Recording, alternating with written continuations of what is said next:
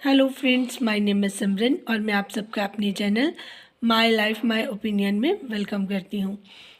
Friends, आज मैं थोड़ा बिज़ी थी ऑफिस में, तो मुझे टाइम नहीं लगा। तो मैंने कहा चलो अभी मैंने कुछ देखी है वीडियो एक आध, तो उस पे बात करनी मुझे लगता है ज़रूरी है। कमेंट्स में भी मुझे ये चीज़ बार बार आ रही थी कि कुछ एक लोग हैं जो इस चीज़ को बहुत ज़्यादा स्ट्रेच कर रहे हैं, इसको ख़त्म नहीं होने देना चाहते। तो मुझे लगता है कि अब स्ट्रेट फॉरवर्ड उनको बात बोलने का टाइम आ गया है। जैसे कि मैंने थंबनेल पर ये लिखा भी हुआ है कि कुछ लोगों की वजह से जो तकलीफ़ है बढ़ी हुई है। एक तो सबसे पहले बात तो मैं कर लूँगी कि जो नेहा की तकलीफ़ है या नेहा को जो नफ़रत है, वो किस वजह से हो रही है। लोगों के एलिगेशन अलग हैं और असल में बात अलग है। जैसे कि एक मॉम का चैनल है, वो अपने चैनल पर रिएक्शन देते हैं।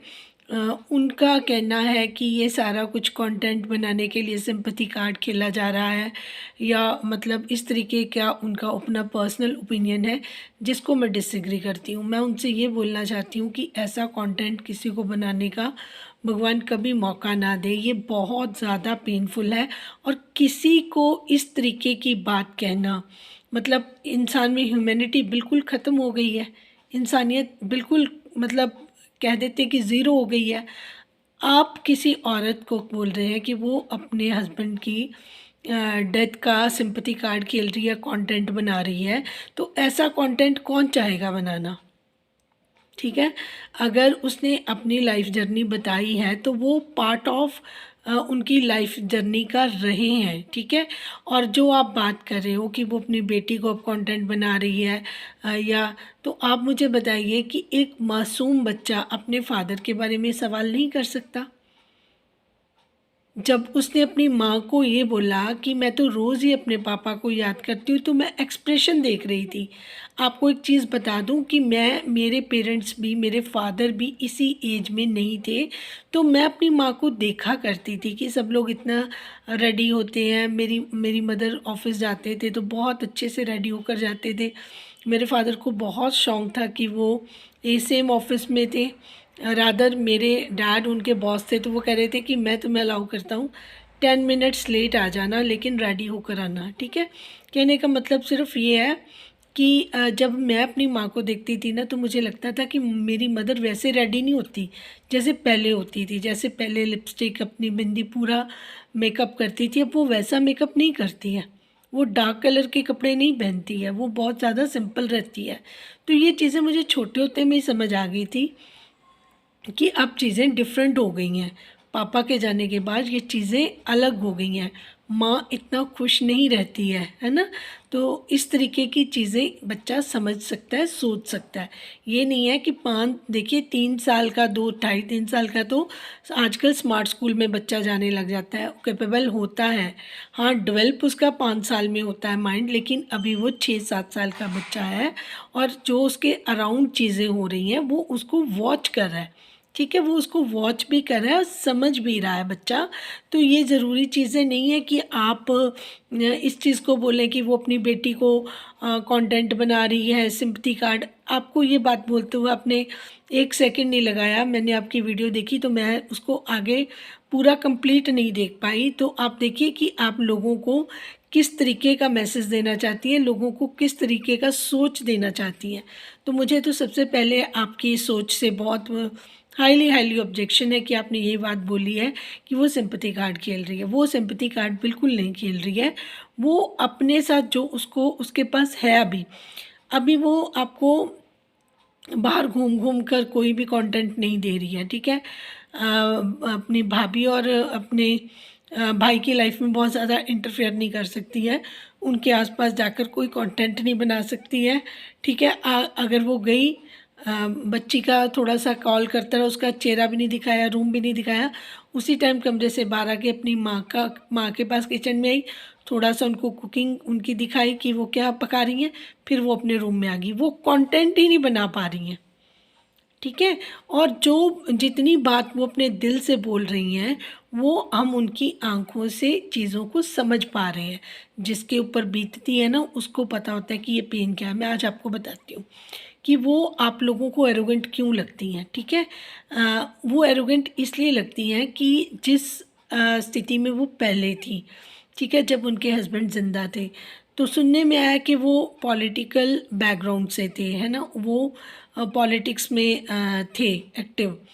तो वो जब इंसान उस पोजीशन में होता है ना, तो उनको किसी चीज़ को सोचने की ज़रूरत नहीं पड़ती है, ठीक है। तो हस्बैंड भी अगर उनके लीडरशिप क्वालिटी रख रहे थे, सेम मैच उनका ये था, उनको देखकर उन्होंने सीखा, वो बहुत सपोर्टिव थे और हर बात में इनको इनकरेज कर रहे थे।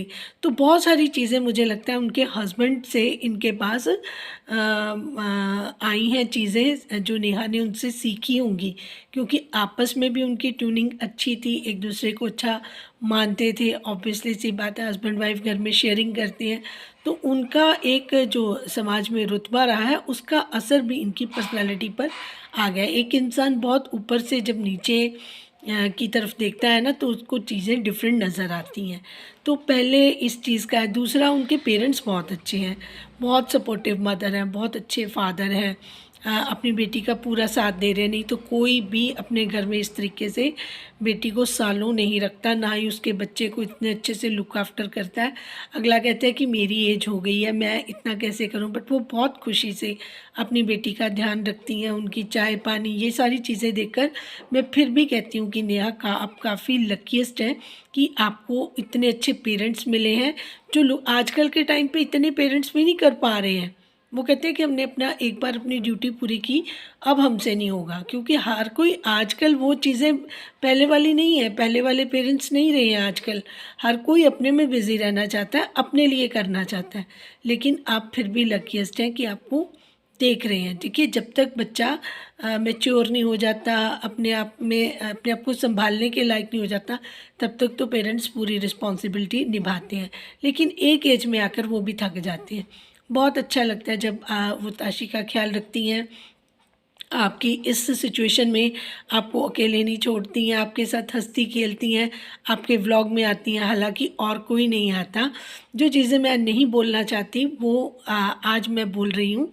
दूसरी बात, नेहा को लोग नफ़रत क्यों करें, उसका रीज़न आपने ये बताया, क्योंकि वो अपने हस्बैंड का नाम लेकर वीडियोस बनाती थी, लोग ठगे महसूस करें या वॉटएवर ऐसी चीज़ें। जी नहीं, नेहा को जो अपना उनकी जो सगी बनी हुई थी फ्रेंड नीतू महना ने जो अपना नेहा को विलन बना दिया। आप शुरू में याद करिए, जब ये बात निकली थी, जब ये बात बोल रहे थे सचिन, तो कोई जल्दी बिलीव नहीं कर पा रहा था। इतनी जल्दी नेहा के लिए नफ़रत नहीं हो रही थी, लग रहा था ये इंसान कितना गलत है, उसको डिफेम कर रहा है। लेकिन उस पे स्टैम्प किसने लगाई? नीतू महना ने, जो 24 घंटे उनके साथ थी। बाकी भी जो लोग थे जो इनको इकट्ठे देखा करते थे, तब ऑडियंस को इन्होंने एक जो दो बातें थी उसको एक एक 11 करके दिखाया और लोगों के दिल में नेहा के लिए नफ़रत भर दी। तो ऐसी बहुत सारी चीज़ें जो हम देख पा रहे हैं कि किस वजह से लोग इनको नफ़रत कर रहे हैं, वो हमें पता है। उसके ऊपर जब सरिता जी ने टुकड़ों में अपनी बात कही, उसका बहुत फ़र्क पड़ा। अगर एक बार में वो बात बोल देते तो अलग बात थी, बहुत सारी वीडियो बनी। लोगों के ओपिनियन ऐसे नहीं बने जैसे एक दीवार एक एक ईंट से बनती है ना, एक एक इनकी इस तरीके की चीज़ों को कंफर्मेशन के साथ नेहा के लिए एक नफ़रत की दीवार खड़ी की इन लोगों ने। ऐसे ही सब कुछ नहीं हुआ, ठीक है। उसके बिहाइंड स्टोरीज़ क्या थी वो एक डिफरेंट बात है, क्योंकि मैं उनका लाइफ में उनके पार्ट नहीं थी, तो मुझे एग्जैक्ट नहीं पता कि हुआ क्या होगा पीछे, कौन किसके साथ मिला, किसने प्लानिंग की, कौन सोचा कि ये बात पहले निकलेगी, फिर उसको जो कंफर्मेशन देने के लिए कौन लोग आएंगे, कौन अपना रिवेंज लेना चाहते थे, या फिर जो धीरे धीरे बाद में अपना कोई किसी को कोई जेलस था, कोई किसी को कॉम्पिटिटिव लग रहा था, कोई ये कह रहा था कि इसको इतनी इम्पोर्टेंस क्यों मिल रही है जो सचिन दिलवा रहा था। तो वो सारी चीज़ों का किसी न किसी किया, क्योंकि गेट टुगेदर इकट्ठा होता था, किसी को चांस मिलता था, किसी को नहीं मिलता था। तो वो सारी चीज़ों का जो अंदर अग्रेशन था ना, वो इन क्रिएटर के, क्योंकि कंपटीशन तो इनके अंदर भी है ना। अगर ये सारे क्रिएटर हैं तो इनके अंदर भी कंपटीशन की भावना तो है कि उसका चैनल इतना आगे कैसे ग्रो हो गया, उसको सपोर्ट ज़्यादा मिल गई, उसको किसी ने ज़्यादा बता दिया और हम पीछे रह गए। तो इस चीज़ की फीलिंग्स भी लोगों के अंदर थी, हालांकि उसका टैलेंट अलग है। एक चीज़ मैं आपको और बताऊं, बहुत सारे लोग एडवर्टाइज़ कर रहे हैं मीशो के प्रोडक्ट्स वगैरह, लेकिन जो नेहा करती है ना, उसका कोई जवाब ही नहीं है। कहाँ ठहराव देना है, कहाँ अपनी बात को अच्छे से बोलना है और कैसे ऑडियंस को साथ में हर एक चीज़ को क्लियर करना है। तो मेरे हिसाब से जितना अच्छे से एडवर्टाइज़ नेहा कर रही है, उतना कोई नहीं कर रहा। सेकंड नंबर पे मैं सचिन को मानूंगी। बाकी तो कपड़े दिखाकर पहन कर एक सांस में बोले, लेकिन नेहा बहुत अच्छे से इत्मीनान से हर चीज़ के बारे में डिटेल से बहुत आराम लेकर बात करती हैं, समझाती हैं और लोगों को अपील भी करता होगा। ये नहीं है कि लोगों को अपील नहीं करता होगा। ये सारी चीज़ें क्वालिटीज़ तो हैं। और जो रील्स भी अगर देख लो तो सबसे ज़्यादा अच्छे एक्सप्रेशन नेहा के हैं। ये नहीं है कि उनके पास टैलेंट की कमी है, लेकिन उनका वक्त ख़राब है। तो ये नहीं है कि वक्त हमेशा एक जैसा रहता है, वक्त ज़रूर बदलता है, अपना टाइम लेता है और ज़रूर बदलेगा। तो मैं तो उनके लिए प्रेयर करूँगी इस टाइम पर कि भगवान उनकी ज़िंदगी में ये जितने भी कष्ट हैं उनको जल्दी से दूर करें। अगर ज़िंदगी उनको कोई अच्छा मौका दे तो उनको ज़रूर वो ग्रैब करना चाहिए। बिल्कुल भी किसी की परवाह ना करनी चाहिए, क्योंकि अभी मैंने अप्सरा मॉम का भी एक देखा, उनका टाइटल ही देखा, उन्होंने कहा कि ज़िंदगी एक बार मिलती है। ठीक है, अप्सरा मॉम का टाइटल है कि ज़िंदगी एक बार मिलती है, किसी दूसरे के लिए क्यों ख़राब करनी है। तो ये बात नेहा आपको भी समझनी चाहिए कि आपको सिर्फ एक या दो इंसानों की वजह से अपनी ज़िंदगी को जीना नहीं छोड़ना है। वहाँ आप भी इंजॉय करिए, जैसे बाकी लोग सैलूनों में जा रहे हैं, अपना हेयर स्टाइल बनवा रहे हैं, अपने आप को देख रहे हैं, आप भी जाइए, आप भी अपने आप को लुक आफ्टर करिए, आप भी अपने आप को पैम्पर करिए, आप भी अपने बच्चे के साथ घूमने जाइए। छोटी बच्ची है, कभी उसको भी लेके जाइए बाहर, उसको खिलाइए पिलाइए, कोई डोमिनोज़ कहीं कहीं ले जाइए, आइसक्रीम खाइए, अभी मौसम नहीं है तो पिज़्ज़ा खाइए, वॉटेवर बच्चे की चाहत होती है उसको आप साथ ले जाइए, घुमा के लाइए उसको। ठीक है ना, उसको भी अच्छा लगेगा, उसके लिए भी शॉपिंग कीजिए। जो कुछ आपका मन करता है आप उसको भी खुश रखिए और खुद भी खुश रहिए। दूसरों की बातों में आकर आपको परेशान होने की बिल्कुल ज़रूरत नहीं है।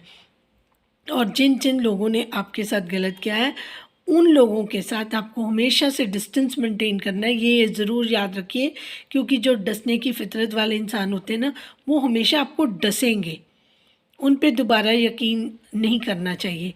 दूसरी चीज़, ये जो नेहा जैसे सॉरी जो नीतू जी जैसे लोग हैं, ये मैंने उनके लिए बोला है कि आपको अपने ऐसे दोस्तों पर बिल्कुल ट्रस्ट नहीं करना चाहिए जो मुश्किल के समय पर आपका हाथ छोड़कर आगे चले जाएं।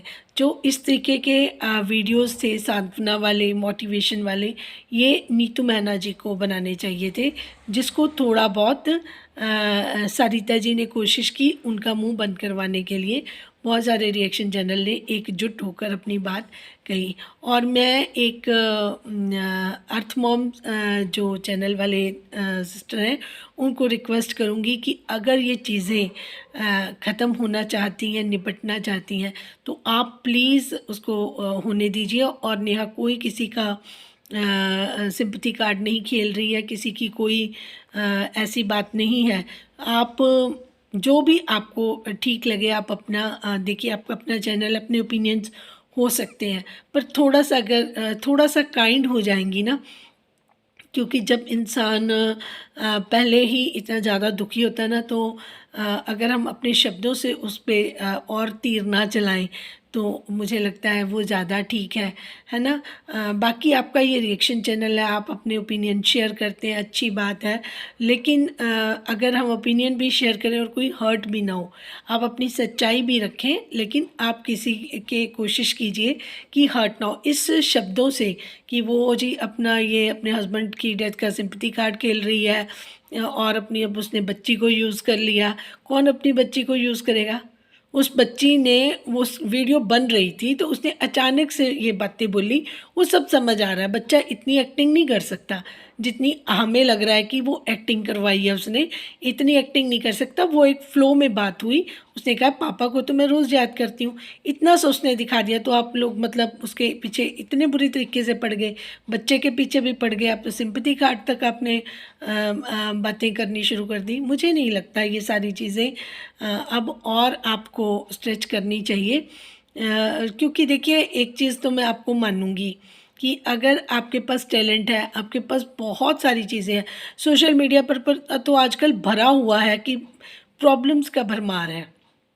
आपको जो टॉपिक नज़र आए आप सब पे बात करें, आपका ओपिनियन अच्छा हो सकता है, लोग आपको सुनते हैं, आपके साथ बहुत सारी ऑडियंस जुड़ी हुई है, तो आप इसका मतलब लोगों के लिए अच्छी बात करती होंगी। तो आप प्लीज़ थोड़ा-सा इस ट्रैक को अब थोड़ा-सा घुमा दीजिए। मैं तो रिक्वेस्ट ही कर सकती हूँ, मैं फ़ोर्स नहीं कर सकती। इट्स माय हम्बल रिक्वेस्ट, इससे ज़्यादा नहीं मैं बोलूँगी। और दूसरी चीज़ मैं ये बोलूँगी कि मैंने ऐसे ऐसे मुद्दे आजकल सोशल मीडिया पर आ रहे हैं, जिसको एक मैंने कल वीडियो देखी, एक बहुत यंग लड़की रियल फादर के साथ उसने शादी की, सबने देखी होगी, बहुत ज़्यादा वो शायद वायरल हो रही है। मैं तो देख के हैरान रह गई कि ये किस तरीके का हमारा समाज बनता जा रहा है। रिश्ते ये सोशल मीडिया पर पॉपुलर होने के लिए किया या कैसे किया, और मतलब वो किस तरीके से बातें कर रही थी वो तो मैं सुन के भी नहीं सकती। मैंने पूरा नहीं देखा, थोड़ा सा मुझे देख के ही समझ आ गया कि बहुत ज़्यादा चीज़ें गलत हो रही हैं सोसाइटी में। तो कोशिश ये होनी चाहिए कि अच्छे मैसेज जाएँ ताकि लोगों की मेंटालिटी पे अच्छा असर हो। जो लोग इस तरीके से चीज़ों पर चल पड़े हैं, ये तो अनपढ़ गँवार लोग थे वो, जिनकी वीडियो मैंने देखी थी, जिनको एजुकेशन बहुत ज़रूरी हुई पड़ी है। सरकार ने इतना सारे एफ़र्ट्स कर लिए कि फ्री एजुकेशन कर दी, है ना? उसके बाद उन्होंने खाना-पीना मिड डे मील्स स्टार्ट कर दिए, लेकिन फिर भी वो उतना ज़्यादा नहीं सक्सेसफुल हो पा रहा। जब तक हम खुद नहीं करेंगे एफ़र्ट्स ना, तो ये चीज़ें, क्योंकि चाइल्ड लेबर बंद हो जाए, तो ये लोग अपने बच्चों को स्कूल भेजना शुरू कर दें। लालच बढ़ जाता है कि हमारे घर में पैसा ज़्यादा आएगा, तो वो स्कूलिंग छुड़वा दी जाती है। तो थोड़ा-सा स्ट्रिक्ट होंगे सब लोग कि जहाँ पर भी चाइल्ड लेबर होगी, उसकी कंप्लेंट करेंगे, उसके अगेंस्ट बोलेंगे, तब जाकर ये चीज़ें रुकेंगी और काफ़ी चीज़ों में तब जाकर सुधार आएगा। मकसद मेरा सिर्फ़ इतना था कि किसी का दिल जो है ना, वो नहीं तोड़ना चाहिए, क्योंकि हर दिल में भगवान रहते हैं। तो सुनना भी नहीं अच्छा लग रहा, देखना भी नहीं अच्छा लग रहा, अब तो ऑडियंस को भी नहीं अच्छा लग रहा। बहुत सारे लोग हैं जो इस चीज़ को देखकर उनका मन दुखी होता है। बाकी जिस तरीके से आप अपने डिसीज़न लेने के लिए बिल्कुल फ्री हैं, उस तरीके से ही नेहा भी फ्री है, उस तरीके से अदर्स भी फ्री हैं कि उनको अपनी लाइफ में किस तरीके से आगे मूव करना है। उसके लिए उनको कोई प्रेशर नहीं कर रहा, कोई उनको मतलब इतना ज़्यादा उनको बोलेंगे तो फिर कल को कोई ऐसी-वैसी बात हो जाती है। देखिए वो खुद ना कुछ भी करें, इंसान को मतलब कितनी प्रॉब्लम्स आती हैं, ब्रेन स्ट्रोक, आजकल हार्ट अटैक छोटी-छोटी एज में लोगों को हो रहे हैं, ये स्ट्रेस की वजह से ही है। तो किसी को मुझे नहीं लगता कि इतना स्ट्रेस हमें देना चाहिए। Thank you so much for watching. जिनको मेरी बात समझ आ गई हो, वो प्लीज़ अपनी राय का इज़हार ज़रूर करें। Thank you so much. Thank you.